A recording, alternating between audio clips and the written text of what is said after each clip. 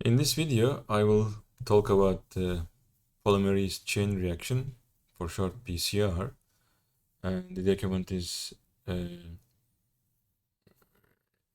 prepared by Lab Exchange, and I will go over this Lab Exchange document.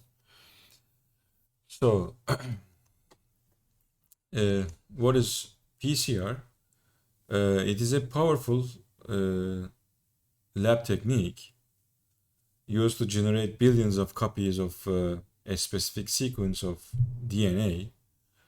And nowadays these PCR tests are used for detection of COVID-19 virus.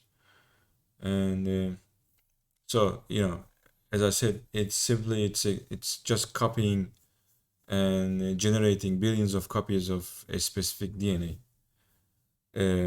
Although viruses has no DNA, RNAs, but there is also a technique to amplify the number of RNAs in a virus by using the same technique.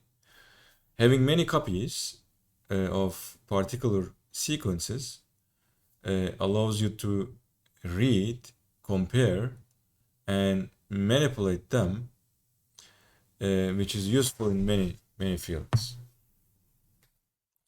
Okay, so as you see, these chains of DNA, the top one is from 5 prime to 3 prime, and this one 3 prime to 5 prime.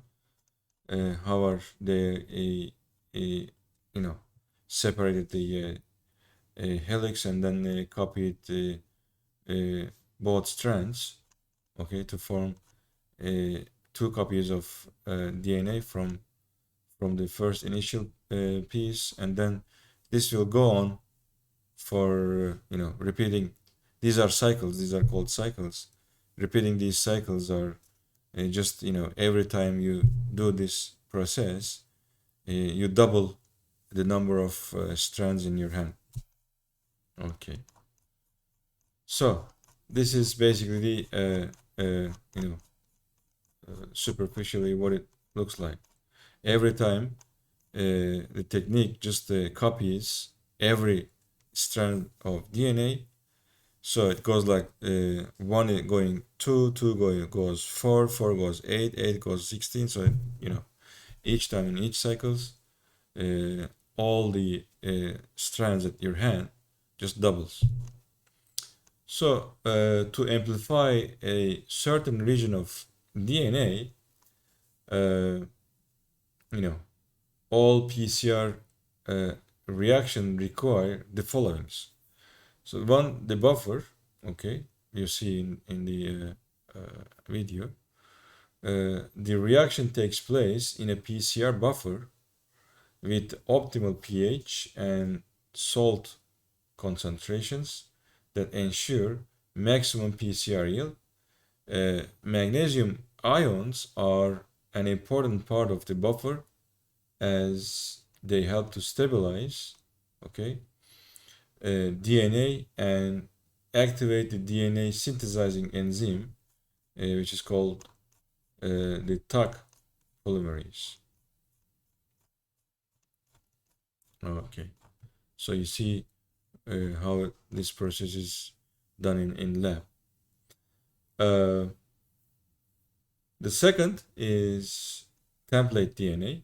Okay, so the template DNA is brought, as you see, and a DNA template, you want to just copy, which is a stretch of double-stranded DNA containing the region we want to amplify. So you see in this picture, you have strands of DNA, and if you want to amplify one region of the DNA, you can do it. Okay, just select the piece that you want to amplify. Okay, this is the region to amplify, and that region contains, of course, the base pairs A, T, G, and C. These are nitrogenous bases. Goes like this.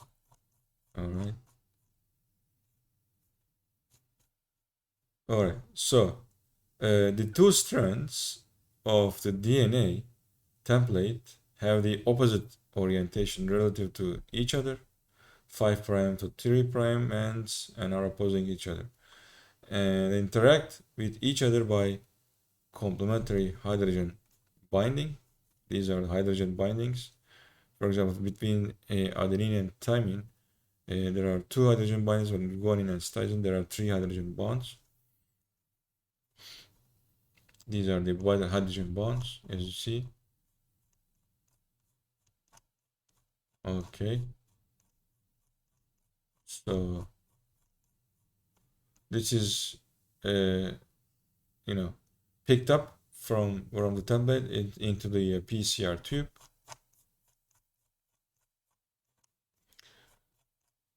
So you see the primers over here. So this set of primers, let me go back.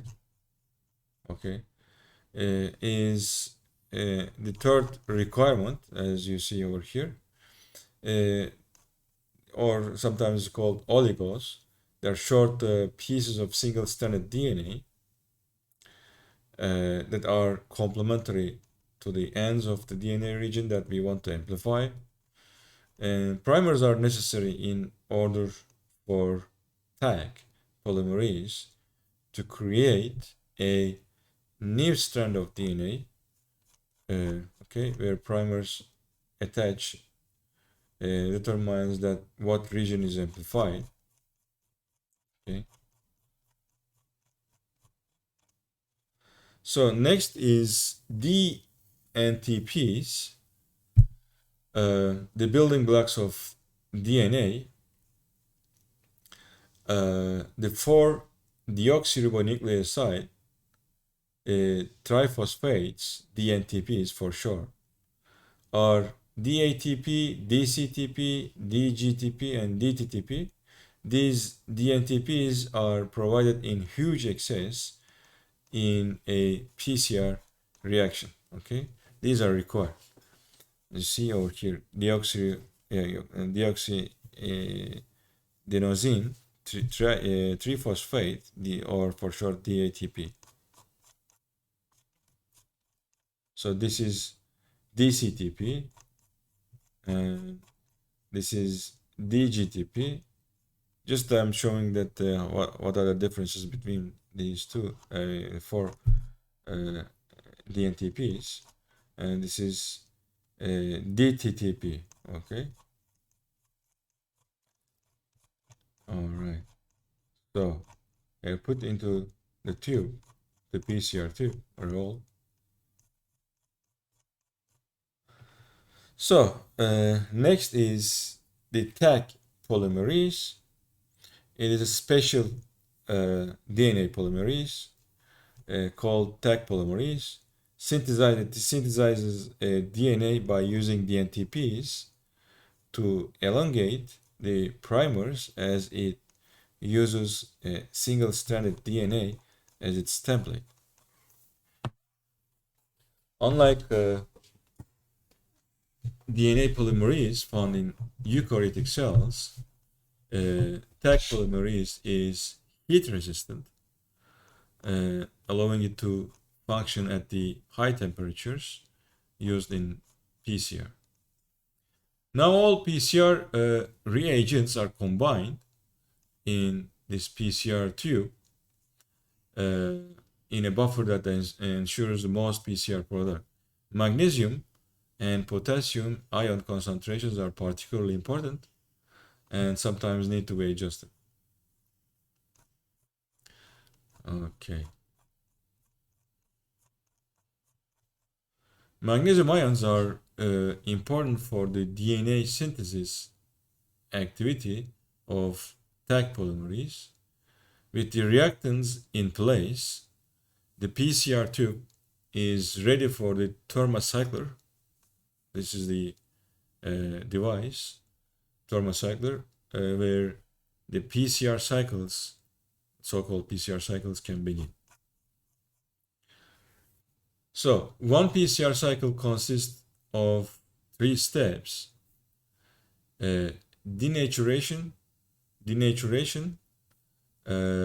annealing, okay, and elongation. So this cycle will be repeated again and again to create a huge number of copies of the same specific DNA segment.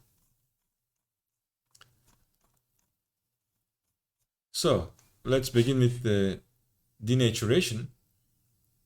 During the denaturation step, the PCR reaction mixture is heated, it is heated to 95 degrees Celsius, breaking the hydrogen bonds between DNA strands.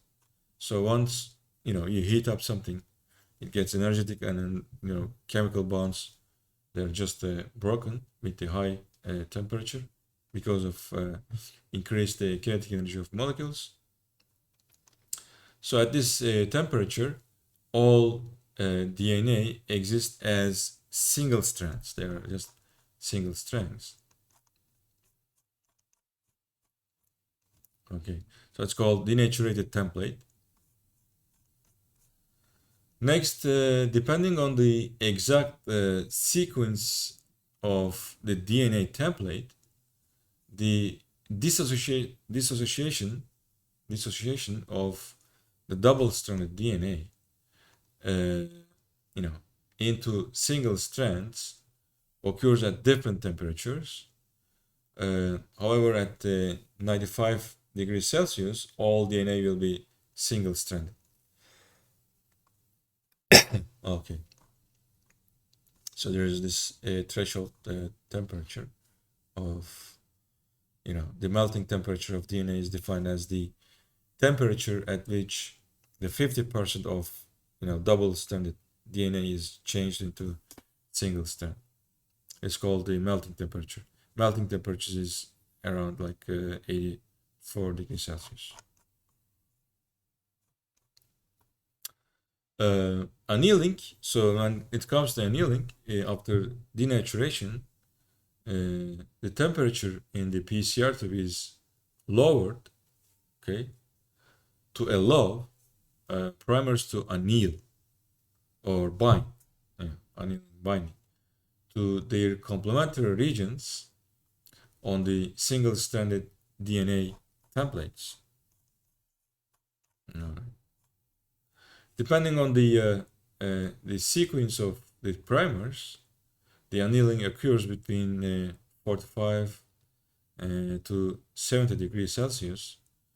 The annealing temperature for each primer set is different due to the number of hydrogen bonds formed with the DNA template and has to be calculated individually. The short primers base pair to the template with a great specificity, so that two template primer complexes are formed. Primers are supplied in great excess and will not be depleted during the PCR reaction.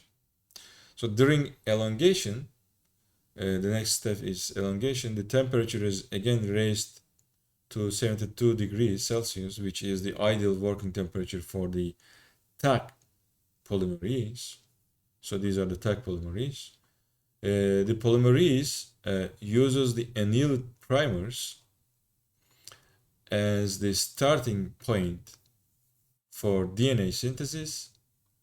Each primer is extended along its DNA template by addition of complementary DNTPs in the 5' to 3' direction until the end of the DNA template.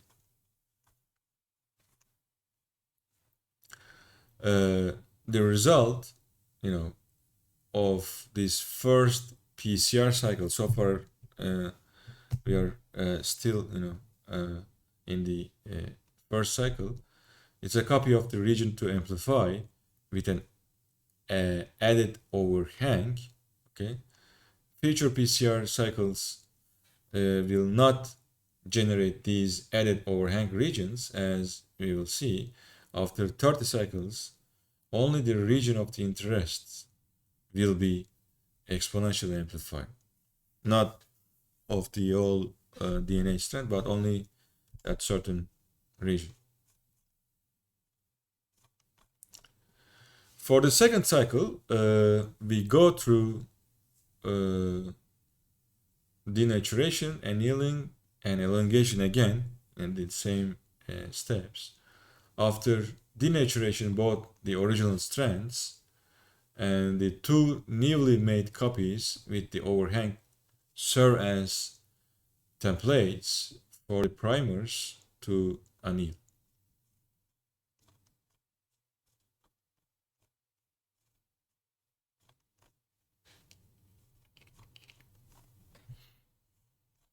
Okay. After primer annealing, the Taq polymerase extends the primers and synthesizes new DNA along with the 4 templates.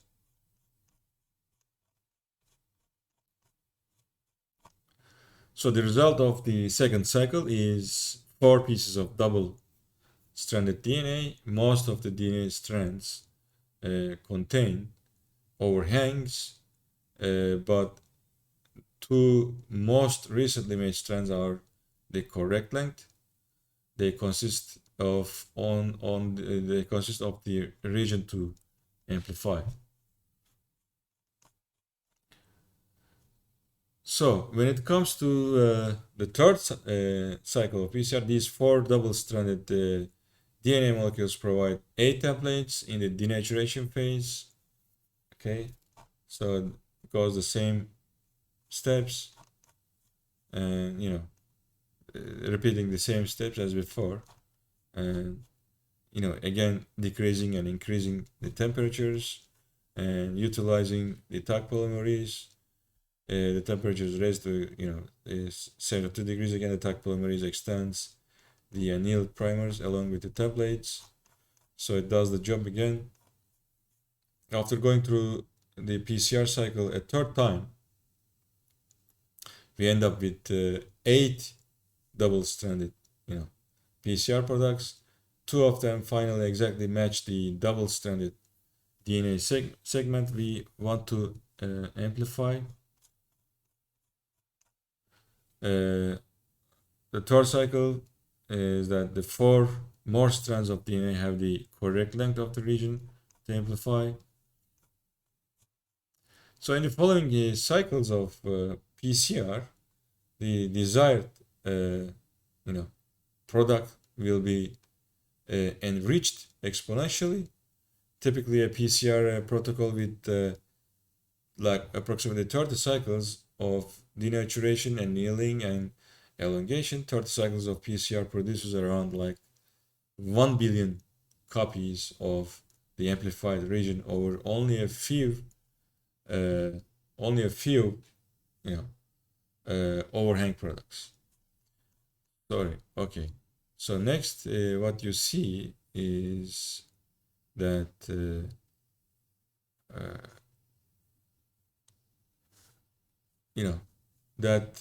you see over here that the first, what happens the first cycle, the second cycle, all these the horizontal axis just shows the number of cycles. You see over here also the number of cycles, the total number of DNA. Desired region is given as over here. Also the overhang products. So it goes like, if you just span the horizontal axis, you will see, for example, already the number of cycles is 12, the total DNA is 4096, and desired region is 4072, and overhang products is 24. All, if you go along with this, you just see how all these numbers are increasing. When you come just like around the cycle over 20, it goes very, clearly seen that it goes, all the numbers goes like exponentially, blows up. All right. So, and over here also, you see the cycles, the total DNA, the desired region on overhang products. Okay, how these are changed. So, all right, so that's it basically, and a very simple, superficial explanation that how the PCR method is used to just amplify a certain region in a certain DNA strand.